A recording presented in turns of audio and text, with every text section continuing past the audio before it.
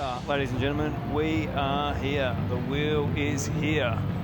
It's an exciting time, so as expected, we are going to race. Actually, I need to change car. Oh, no, I can't. I've already started. We're going with it. We're just going with it, guys. We're in the GTR. I can't even remember what my time is with a GTR, but this is first go. And look, full disclosure, it's going to be bad. No doubt about it, it's going to be bad. All right, anyway, let's give it a crack. First go with the wheel. I'll put some videos about what the sort of dealio is, and I'm going to try and left foot brake too, so we'll do that as well at the same time. Ooh. Oh man, recovery. Okay, so I had a quick burn around town just to check everything was working before I decided to come in and start attempting to do a lap time. And one thing I've noticed is that's very different for controller, is you've got to let the car recenter itself before you accelerate. Whereas controller, you kind of just fight left, right, small inputs, whereas this feels like big inputs. Bear in mind too, guys, and I think I said this in an earlier video, I'm driving with a broken wrist at the moment, so I'm very, very right-hand focused. As in, right-hand focused. I've got to try and do the majority of my steering with my right, so this is going to be a really tough turn. All right, yeah, that's it. Okay, I'm going to worry about catching. Time is irrelevant at this point, I think. Is it easier out the gate? No, it's not. Oh, man. Woo, yeah, it's not easier out the gate. You got to, it's harder. Ooh. I think about what I'm like on this track. I might even go swap to the BAC at the end of this, I think, and give that a go. What was it, 545 with the BAC? Okay, so corners are harder because you're feeling more in the corners. You've got to fight the wheel, the sharper it gets, and then the pedal means that you spin out quicker. But these sections, I feel like I'm terrible at holding the line, but I'm fastest through, and this is going to be a problem. Ooh, okay, recover, brake into the corner, accelerate now. That's a wheel. I want to let it recover. Oh, I'm not doing bad keeping up with my pace car. Oh, gosh. All right, here we go. The water bit is going to be... Oh, so you've bumps. You feel those bumps. Like if every time the car lifts up, the wheel gets lighter, and then it thuds back when you get traction again. Oh, oh no. Oh. It's more immersive. It's a bit scarier. And all that touch you sort of learn with the controller about feathering the brake and stuff like that. Whereas in this situation, well, you see, the wheel's going crazy as I drive through that, which is realistic. You're going through water, it's not going to be... All right, here we go. Whoop. You're right, I should have had a cam on this as I went along, but oh well, it is what it is. Oof. So you can see in the back, I'm in a GTR and I am getting done by a Golf. That should give you an indicator of how slow I'm actually going. We've got some work ahead of us, boys. We've got some, and God, let alone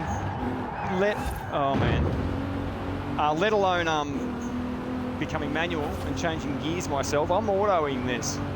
Oh, does anyone find their give me an idea on setup and pedal height, and maybe I've got to be further back or something like that, because my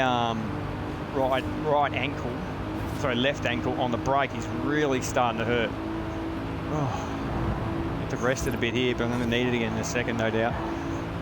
Oh, here we go.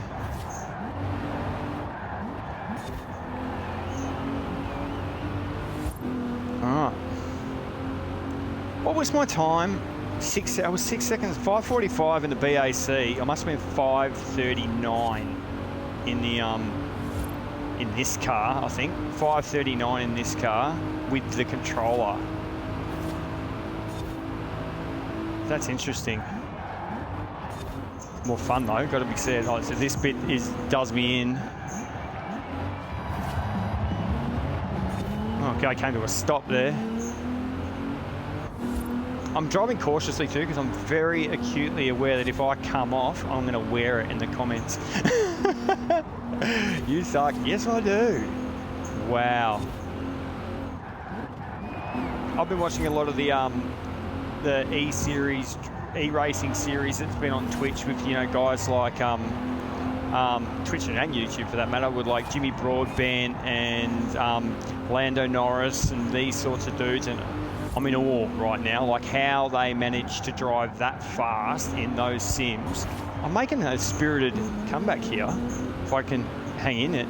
How they managed to stay on the track going that fast, and they've got more sensitive than what I'm using here. My hands are sweating and everything. This is crazy. I can see why they wear gloves now. I thought that was a bit sort of tosserish, but it makes practical sense. Oh man, whoa, God. Oh, this could be, oh, don't come on, down to the last corner. Oh, can I catch? Here we go. Can I, 432, what did I say? 439 was my target. It's up there. Am I getting, I'm just gonna miss, but not by a lot. Oh, there it is. 541.04. So 1.5 seconds slower than with the controller. That's not awful, if I'm honest. That's not awful. So I've got to practice my wheel kit to get it up to speed, and then I'm half a chance to then. The idea is to, with auto, and to be honest, while my my wrist, it's my left, while my left wrist is healing, I was going to practice understanding how a force feedback wheel works, and for those playing at home who have never used one, which I'm sure is going to be people who are watching this video, it definitely feels a lot more realistic than just swinging a wheel around. It feels more like you are driving a car, like the car fights you when you're coming into corners, and when you're coming into corners, there are times where it's hard to turn into it, and then at that point just before the car loses grip, and when it starts to lose grip, the wheel starts to become really loose, and you feel like it's not doing anything until you fight to get that grip back again with the accelerator. So yeah, it's all right. BAC time. Now this was the 545 car with the controller. It wasn't the greatest lap I've ever done, but I figured set myself a realistic benchmark.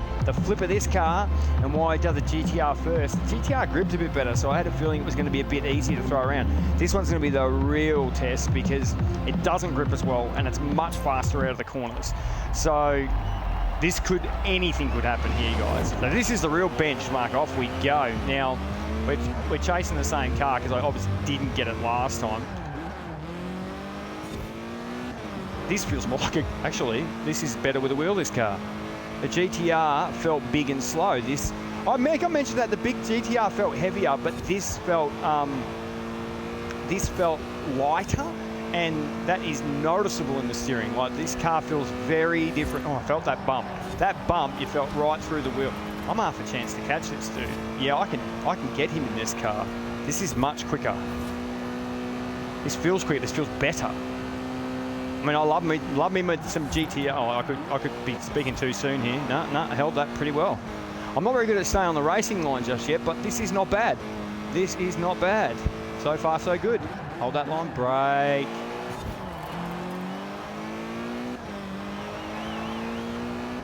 It's got more power. Oh shit. I'm gonna edit that out there somehow. Woo! This is fun. This is really fun. Brake, turn. Oh man.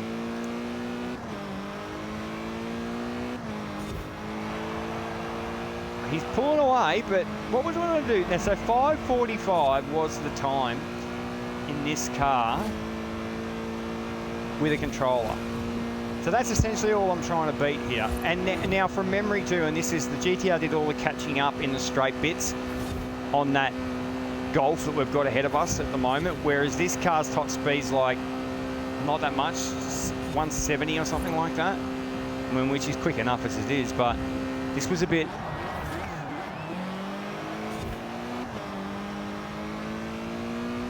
This car feels a lot easier to control with a wheel. Wow.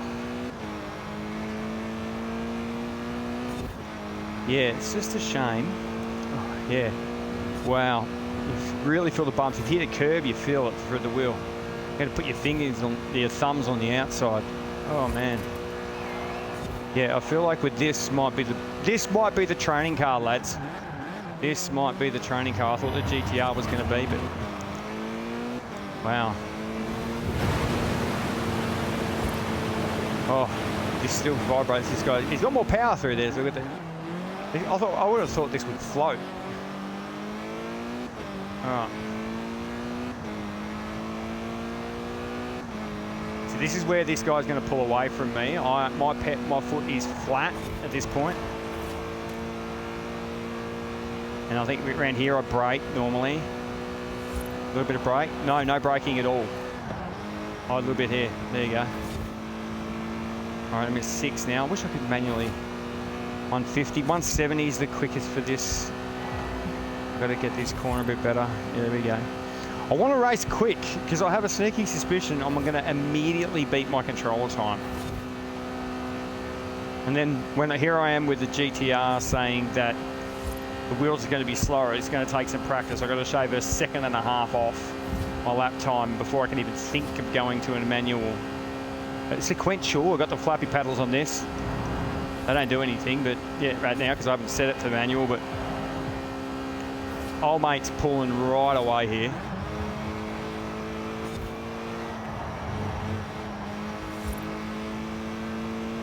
All right, here we go. Yeah, old mate is well away from me now. Can I catch him through? I can just see him on yonder there. See if I can catch him through the windy bits.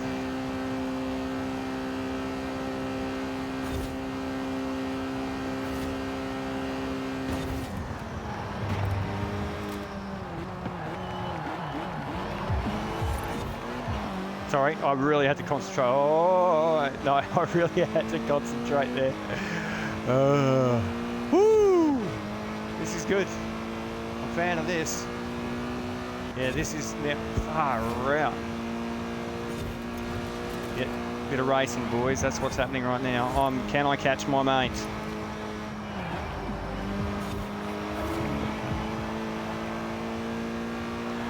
I feel like we're on now, but we're trying to keep this racing line now. In the comments, tell me if you reckon I should be. Tell me if you think that I should be taking the racing line off before I move over to project cars, or whether keeping it in.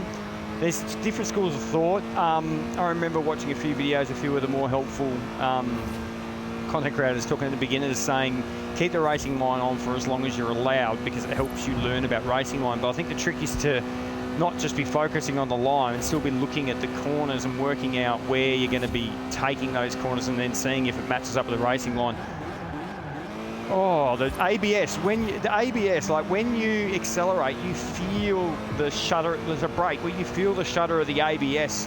What was I chasing? 130, 145 was the time with the steering wheel. I think I'm going to beat it or I'm going to match it. Oh, it's close. 145.74. I'm going to have to go back to the other video and find out what time that was, but we're within a couple of hundredths of the same time with a wheel from the controller. So if you're buying a wheel to immediately feel like you're going to be immediately faster, the answer is no. But I imagine with even a couple more laps, I'm easily going to shake 1.5 seconds, 2 seconds off this time. So a wheel can be faster than the controller in Forza. Anyway, maybe that's what we do for our next couple of videos. While I'm getting used to it, we go in, we try and beat the original 545. I can't remember exactly what it was, but I'm sure it's within a couple hundreds. And if I'm wrong, that will be coming across the screen now. If that time I just ran then was faster than the original controller time in this BAC, then that will be on the screen right now that I am wrong. But I have a feeling we're talking maybe 200 or 300ths of a second like it's not much. I should be able to shave that off somewhere. But that was really fun. I'm really enjoying it. I'm super happy with my purchase. Thanks for watching, guys. And for those who have followed this series already so far and have reached out to me on Twitter and followed me on Twitter, I really appreciate it. This is a long journey. I have no doubt about that. So there could be a lot of videos moving forward, but I'm really excited by this. It's a lot of fun.